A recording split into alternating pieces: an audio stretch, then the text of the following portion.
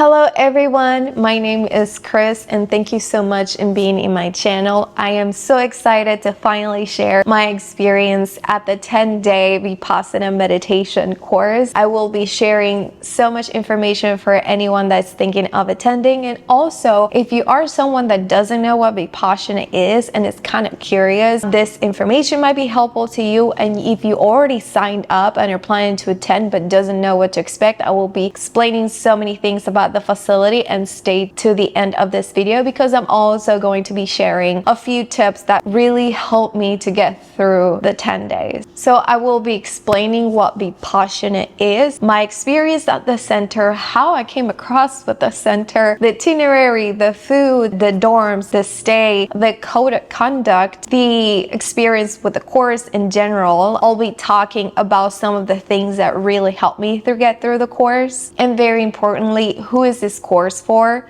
and some acknowledges to the center as well. So before we get started, I just want to throw a disclaimer out there that anything that I will share here, it was my experience, and don't let anything from this video affect the experience that you're going to have. And I just hope that you find this information helpful. So what is Vipassana? Vipassana means to see things how they really are. This is a meditation technique that is no new to the world at all. It has been practiced over 2,500 years. It was discovered by Gautama the Buddha, and it has been practiced ever since and passed down to the legacy of humanity. So this meditation just focuses on eliminating the impurities of their mind. By clearing your mind, you're also able to eliminate suffering, therefore a more happier and liberated state of mind. During this process of meditation, you are learning how to observe your mind. And so basically during this period of time, you are learning and exploring how your brain actually works. And even though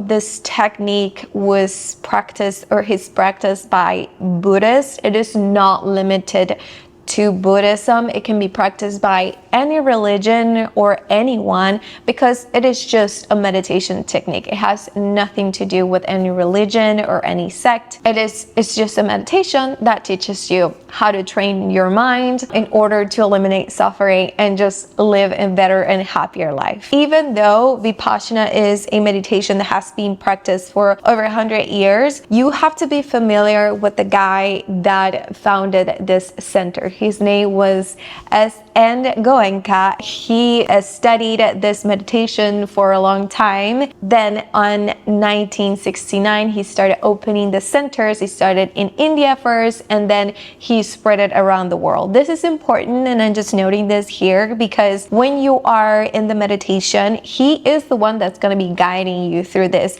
Even though he passed away in 2013, he left many recordings, audio recordings, and also some videos that you're going to be seeing at the end of the day, where he talks a little bit about how to live your life, talks about philosophy. He talks a lot about the meditation and the work that you're doing, and it gives you a little bit of motivation to keep doing the work. So while you are at this course, you have to adopt these 5 precepts. First is to abstain from killing any beings. Basically, you cannot kill anything, therefore you're also going to be giving a vegetarian diet, which I'll be going further into later on this video. When I went to the meditation center, since you cannot kill anything, I realized that there were some bugs coming in my room. So they gave you a little paper or something where you can put it in there and then take it out because you couldn't kill anything. So if you saw a bug or anything like that, make sure, just kind of appreciate it and learn how to live with it. The second precept is abstain from stealing. The third is to abstain from all sexual activity. 4 is to abstain from telling any lies. And 5, to abstain from all intoxicants. So while you're at the course, there will be no drinking alcohol, and of course not engaging in any drug. Something that I really want to speak about is the noble silence, and this is probably the one thing that turns people away from coming into this course. Everyone who's attending this course is participating in noble silence, meaning that you aren't allowed to speak directly to anyone, to make any kind of eye contact, any human touch. Like if you see someone crying and you want to give them a hug, you have to abstain from doing all that. Communications with your eye contact, like signaling something or anything like that, is completely prohibited. The only thing that you could do is to communicate with the assistant teachers and the managers from the facility in case you ever need something for your room, or you need an extra assistance. But the time that you're speaking to them, it's very limited. It's not like you can sit with them and chat for 30 minutes. Other thing that I want to mention is no outside contact whatsoever. So you're not permitted to have any books, any writing tools, so you cannot write. And this was hard for me because I love journaling and I do that every single day. And of course, no phones, so no communication with the outside world. And to some, this might sound absolutely crazy because you're not looking at the news, you're not speaking to your loved ones, to your family, or in case you need to know something, you're completely uncommunicated from the outside world. So just know that everything in this course has an intention, has a purpose. If you're planning to go there, make sure that with all of this, you surrender to the practice and you do exactly what they tell you to do if you want to get the benefits from this. Separation of the genders. So men and women are separated at all times. You have dorms for the ladies and you have dorms for the men. And even whenever we would walk towards the dining hall, we would use separate trails. The only time at my facility where we would come across with a man will be whenever we were at the meditation hall, and even though we were separated as well. So women were in one side and men were in other side, and even when we come into the rooms, there were separate doors that they would come in. So men and women are separated the entire time. And even when we would eat at the dining hall, there was like a curtain dividing everything, so you couldn't even see on the other side. You could hear there were people on the other side, but you couldn't tell anything. So men and women are separated all times. So now it's time to speak about the facility. The one that I went to here in Texas, we all had our own rooms, our own bathroom. So I was lucky to didn't have to share anything with anyone. I had my dorm, I had my bathroom. They had a meditation hall. So it was like a totally separate building where you would go and meditate. And this is where they had the screens where you would see the recordings at the end of the night, and they would play some chantings sometimes. You had a separate building from the dining hall where you would walk to. So there was also that trail that you could go to where you could walk. Your food is vegetarian, completely vegetarian. I thought that the food at the place was very good. Every morning we will have oatmeals with, honestly, I never got tired of. And then around 11, which would have lunch, it was typically a salad with some rice, some soup. Honestly, the food was great. And around 6 o'clock, that's when we would have our dinner time, which wasn't technically dinner. It was just fruit and tea. So our biggest meals would be in the morning and at noon, but that was it. So during the meditation course, you aren't able to do any exercise, and it's very limited to only walking. So you couldn't do any yoga, any jogging, or you can bring any bands or start doing any kind of exercise. And like I said, everything has a purpose. So I would find myself like walking back and forth a lot and every single day and wanting to get some sunlight, because sometimes I think I will go crazy. They do allow you to stretch. I schedule a time where I could stretch in my room because you're also seated there for long periods of time. That will make your body sore. So I prepared my body in order to go into meditation. I'm gonna go over the itinerary from the place. Most of the time you're seated in meditation. So you're meditating for 10 hours of the day. You start off at 4 in the morning. You do have breaks here and there to have your lunch, to have your dinner, to have your breakfast, but all you're doing here is working on meditation. So I'm gonna read from this here, which was the guide that we had over there. 4 a.m. that's when you wake up. They have a bell that rings, so you didn't have to worry about putting an alarm. You did have a clock in your room which you could put an alarm, but this bell will ring every single day. Then they will let you know that you should start meditating at 4:30. So the first meditation was from 4:30 to 6:30 a.m. This one you could either do in your room or you could go to the meditation hall to do. Honestly, I found myself that if I stayed in my room, I would have slept in. Every day I was going to the meditation hall because at the end of the day, I am here to do work. I'm here to become a better person. I don't want to waste any time. So anytime I could, I would go to the meditation hall and do it over there. 6:30 to 8 was your breakfast. So you have about an hour and a half to have your break. Now, that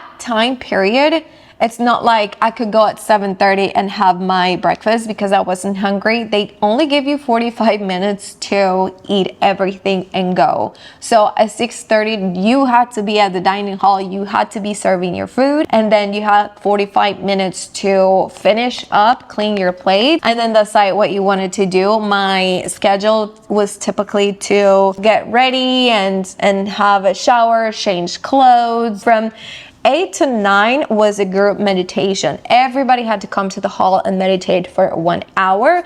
These ones were typically guided by the guy I told you, Go Enka. So he would tell you what to do at the beginning for the first like 10 to 15 minutes. And then from there, you were by yourself. So they're not playing music. They are not singing, nobody is guiding you. He just tells you, I want you to focus on this area of your body. That's all you're gonna do, sit it down in like a meditative position for the next hour or so. Then they will let you know when the hour was over. They will instruct you what to do. Sometimes we would stay seated at the hall. Sometimes the teachers will tell you to go stay here, or if you wanted to continue meditating in your room, that was up to you. Like I said, I always decided to stay in the meditation hall because that's where I found where I would do most of the work. Till 11, where we would have our lunch time, and that was like a 2-hour break. We'll go and run to the dining hall, have some lunch, and then from there I'll always go back to my room, sleep a little bit because I was scared of bugs and always kept checking under the bed if there was a bug there. I would sweep my room and then just walk for 30 minutes or so. This was also the time where you would schedule yourself to talk to the teacher, but it was only limited for 5 minutes. So it's not like you could speak to her for like a long time, and you're only limited to asking her questions about the meditation. You can ask anything else. So in this 30 minutes, I will walk around. I noticed how I was walking very fast because I found myself not wanting to be there and trying to find a way to get out. And then with time, as the days went by, I finally started to appreciate more where I was. So it just became very fun to just look at nature and look very closely, and these were the times where I was very looking forward to see outside. Now from 1 to 5 we were meditating. So we had a mandatory time between 2:30 and 3:30 where we have to all meditate there, and then you decided where you wanted to meditate. So this was about 4 hours of meditation. It was probably the longest time of the day. And then you would have a tea break from 5 to 6. That's where you had your fruits or your tea. And then I'll have like 30 minutes to again walk around, see the sunset, get back to my room, use the restroom, drink water, or do anything in order to prepare from the 6 to 7 meditation, which was mandatory. After that, you had from 7 to 8:15 a teacher's discourse. This was the time where they will play Go Enka in the meditation hall, and so he would explain some things about life, things about meditation. And I love that this guy, who's obviously gone through this, knew exactly what you were going through. He never missed anything. Sometimes you feel this, you feel that, and then at the end of the night it was like, you felt this way, right? And I was like, yes, you totally understand me. So it was a time where you probably felt understood, and he gave you such beautiful talks about life and how you can use this practice outside and how this practice actually works. And he kept telling you, please, I know it's 10 days and I know you're giving a lot of to the practice, but please surrender to it. So whenever you go there, just surrender to whatever they're telling you to do. And I love that he told you, if you're going to be here, it's not easy, but you have to do the work if you want to make any changes. Every day I would wake up and just think to myself, like, it's time to work. You know, just like you go to work and work for something, it's just like, it's time to work. I'm just going to sit here. I'm going to close my eyes and I'm going to concentrate on what they tell me to do. So that is the timeable, and that is basically what you follow for every single day of the course. Some things might change here and there, but yeah. The way I ended up in this course was very funny. I met someone who would just happen to talk about meditation, and so this person mentioned to me if I've ever been to a Vipassana meditation center. He explained to me the noble silence, that you can take this, you can take that, and I got very interested because I don't know, I just thought maybe I need this in my life. And before the center, I started to realize I was probably a lot in my phone, and I was like, I need to get away from my phone for a moment because I just feel like it's making me very negative. I signed up for the course online. It was already booked, so I didn't have a chance. However, I did put myself on a wait list because they said they typically have last minute cancellations, so they could let me know. I received an email saying, hey, we have had some cancellations. However, once the last time or the last day that we can let you know. The meditation started on the 14th, and I received the email if I wanted to be in the meditation on the 13th. So I literally had no time to prepare. It was like, yes. I checked with my family if everything was going to be okay. I checked with my partner if he was able to take care of the home, and he said everything is fine. You can go as long as you're doing something that's for the betterment of yourself. I'll take care of everything. So I packed up my things. I probably had like less than 24 hours to put everything together and leave. And I was very nervous because this is the first time I've ever heard about anything like this, and I really didn't know what I was getting myself into. But whenever you get to the place, you realize that this is such a place of light and healing, and you can really feel that. As soon as I got there, I felt very trusted. And I got there on the 14th. They told me to get there at a certain time. They give you time to adjust yourself to your room, so I had to bring my sheets, my pillows, my toiletries, everything with me. I put everything in the room. I make sure I had everything before a certain time. I got to the hall. That was when I finally disconnected from anything. I didn't think about it too much. I just turned my phone off, gave it away, gave my car keys, gave my belongings, and it was like, all right, this is starting. Everybody was nice. They were asking what was the reason that you were there. Everybody has their own reasons. They told us, okay, let's go to the meditation hall, and noble silence starts now. So it starts like the day before Vipassana meditation, or the whole course actually starts. And it does feel weird at the beginning because you're like, okay, this is serious. We're actually getting into this. And it takes you some time to adjust to the no speaking to anybody and not looking in anyone's eyes at first, but then I feel like I got used to it. That was definitely not something that I struggle with the most. Some people ask me what was the hardest thing. It's probably the first 3 days, and any video that you watch is going to tell you the same thing. The first 3 days are probably the worst. Mine was probably the second day, because at first your mind is kind of starting to understand what you're doing or what this place is, and by the second day you know how long the day is, how long the hours become. And I was getting a little bit desperate, also looking outside, thinking I wanted to be with my family. I didn't want to be here. I was wondering what they were doing, because you're so attached to the outside world that you just want to know what's going on, what's happening. Also, you don't have access to your phone, so it's like, what do I find? Like, I don't know what to do. I can write, I can read, I don't have anything with me. All you have to do is to think. That's that's all, and to practice the meditation. And then the third day, you're still, like I said, everything has a purpose. So the first 3 days are the hardest because you're still getting rid of the impurities of your mind. So any kind of thought will come up, and that's okay. And honestly, I think I go through it because I just heard so many times that the first 3 days are the worst, and Goenka tells you that as well. I honestly felt so many times I just wanted to run away. We were close to a dirt road, and sometimes I saw cars coming, and I just thought, man, I just want to get in those cars. I don't care about my keys, I don't care about my phone, just get in the car, take me home, because I can't stand being here anymore. I asked them to ship them to me, I don't care, I just want to go home. But at the same time, I just kept thinking to myself, I need to make a mindset change, and this does require work.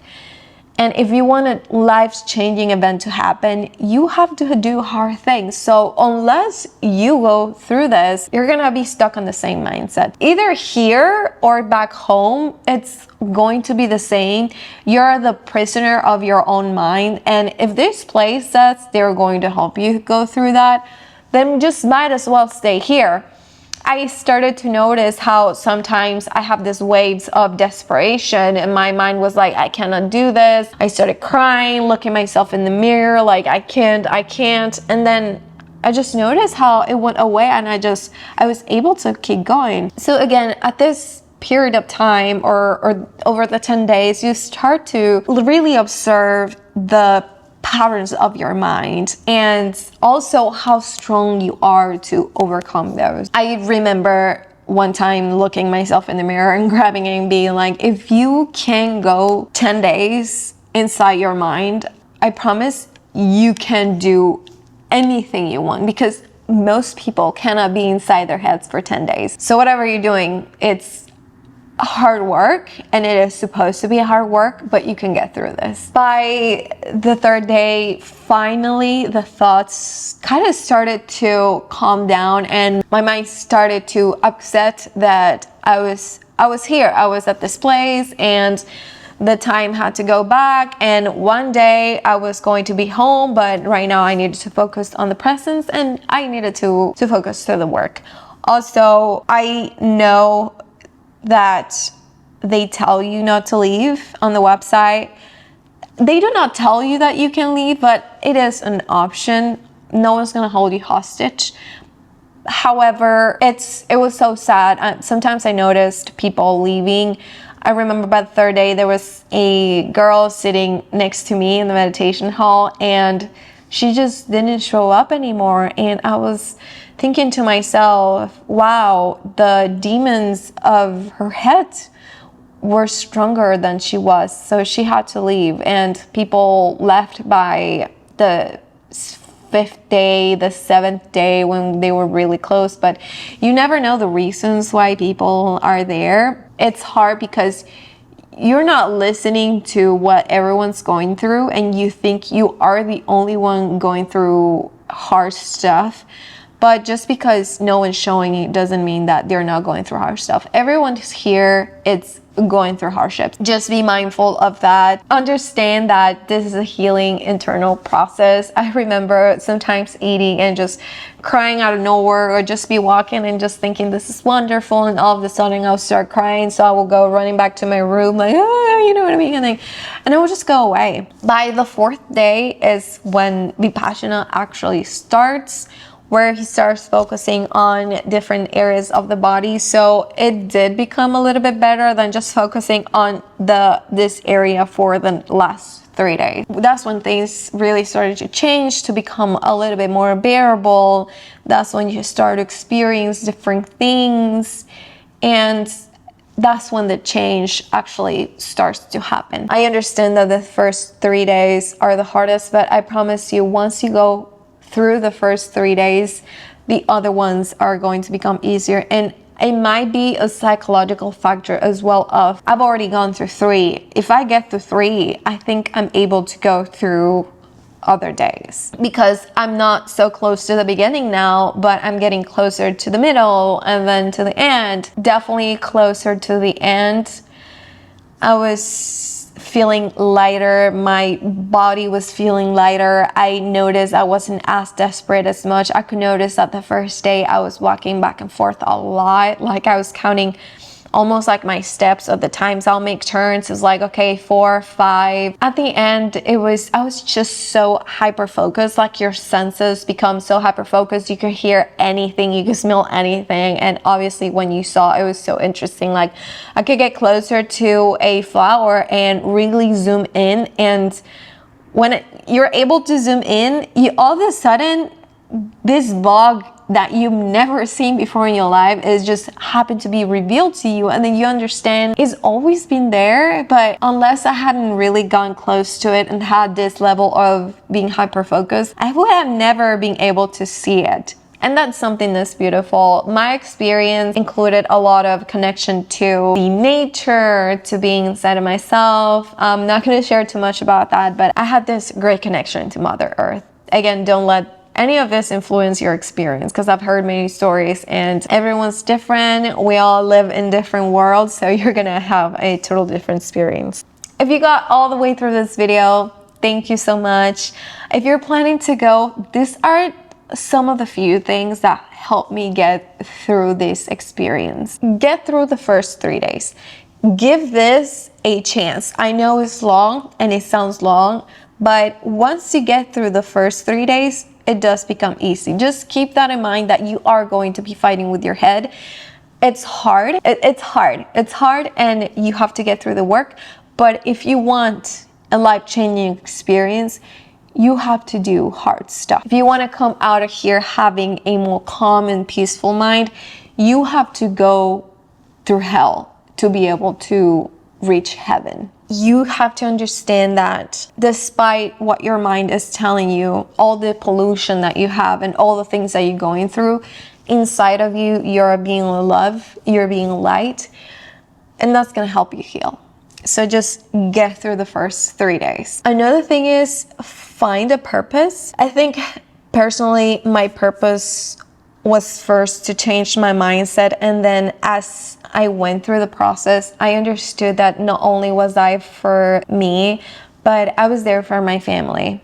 I kept thinking about my family and my partner a lot, of some of the things that I've done throughout life, which haven't been fair to them, and I was suffering a lot. And sometimes when you are someone that's suffering, you spread that suffering to others, and that wasn't fair. I said to myself, you know, I am love, passionate, kindness. Whenever I have acted that way, it hasn't been out of kindness, it just being out of hatred, and that's not really me. And I'm here to become someone else, someone better for society, not only for myself, but because I want to bring kindness to others. If I want to become that person, I definitely need to go through this process. I wanted to be someone better at home and just better for society. I wanted to live a more peaceful life. I know that at the time at home, I was stressed about a few things, and then you just realize that some of the stuff that you were stressed about really didn't matter, and you begin to really be grateful for the small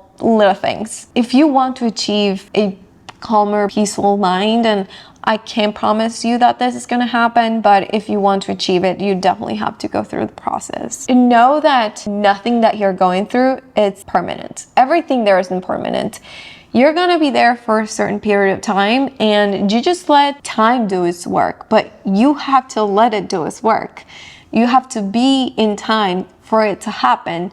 So if you have a feeling that's very hard or something that you're going through, know that that shall pass as well. That you might be dealing with it for a few hours, a few days, but eventually it's gonna calm down and it's gonna pass. That desperation that I felt at the beginning of wanting to leave, eventually it did go away. Just know that things will go away, and once you accept and once you surrender, that's when things will become better. Now, who is this course for? I would say this is not a bucket list item. It is nothing that you do for fun.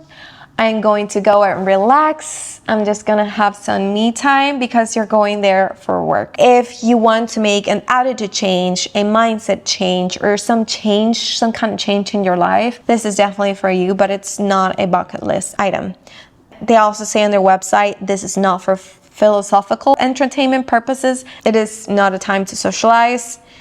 And check with your mental health professional first. You're not going there to fix any mental issues, and they tell you that on their website. Just make sure that you're in a healthy state of mind before you go there. Who is this for? It's for somebody that's, again, mentioning looking to have a mindset change. You're ready to become a better person, to make changes on your life, to really help others, to understand, to become more loving, more compassionate, and you're just looking for peace and understanding. Financials of the course. I know I've talked about this.